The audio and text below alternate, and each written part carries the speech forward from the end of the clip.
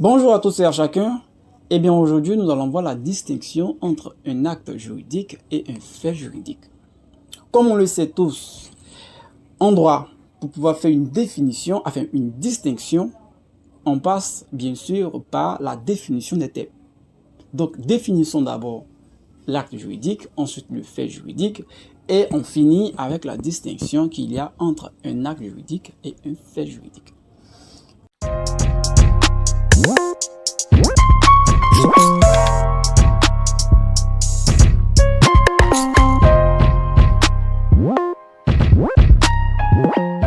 Alors, par définition, un acte juridique est la manifestation de volonté destinée à produire des effets de droit.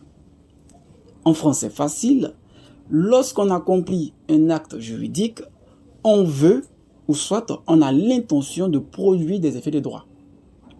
Et il faut noter que dans la grande catégorie des actes juridiques, on a deux types d'actes juridiques. On a les actes unilatéraux et on a les actes bilatéraux. Alors, il faut comprendre que les actes unilatéraux sont réalisés par une seule personne.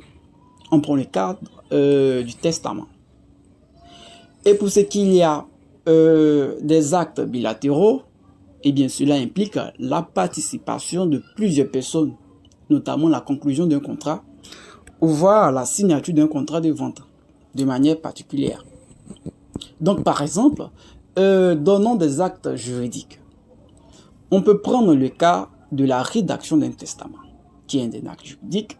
La donation est un acte juridique par excellence et la signature du contrat de vente. Ça, c'est aussi un acte juridique. Alors, comme je le disais, on va procéder aussi par la définition du fait juridique. Par définition, un fait juridique est un événement ou un comportement auquel la loi attache des effets de droit, soit indépendamment de la volonté de la personne concernée. Alors, les faits juridiques peuvent être volontaires, comme un accident causé par une personne, ou involontaires, comme une catastrophe naturelle. Donc, ce qu'il faut comprendre simplement de par la notion de fait juridique, c'est que cela relève d'un événement ou d'un comportement involontaire ou volontaire et qui est susceptible. Mettez bien le point sur susceptible, car c'est ce qui va créer la distinction entre un acte juridique et un fait juridique. Donc, les faits juridiques sont susceptibles de produire des effets de droit.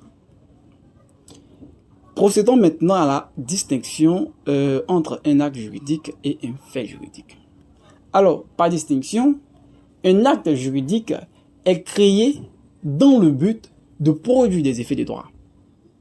Alors que dans les faits juridiques ou dans le fait juridique, la possibilité de créer un effet de droit est une éventualité. Parce que le fait juridique est en réalité un événement ou un comportement volontaire ou non et qui est susceptible. Donc, l'éventualité de pouvoir créer des effets de droit reste le coup de l'aléa.